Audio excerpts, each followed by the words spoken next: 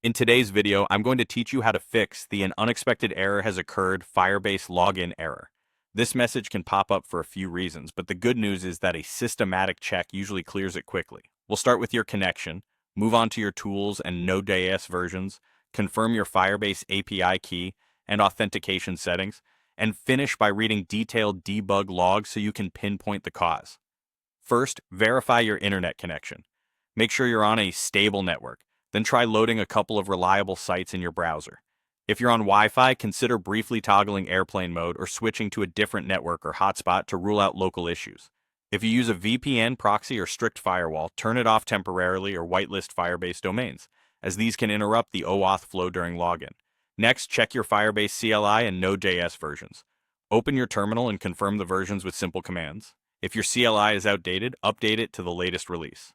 If the issue started right after an update, try rolling back to a previously stable version.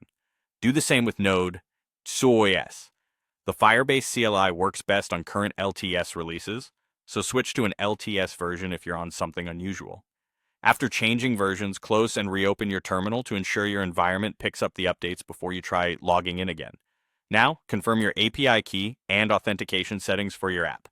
Make sure your Firebase configuration uses the correct API key, project ID, and auth domain that match your project in the Firebase console. In authentication settings, verify the sign-in providers you need are enabled. Also check the list of authorized domains and include localhost and any custom domains you're using.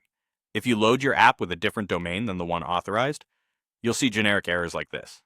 If you're using environment variables for the config, ensure they're actually being loaded at runtime.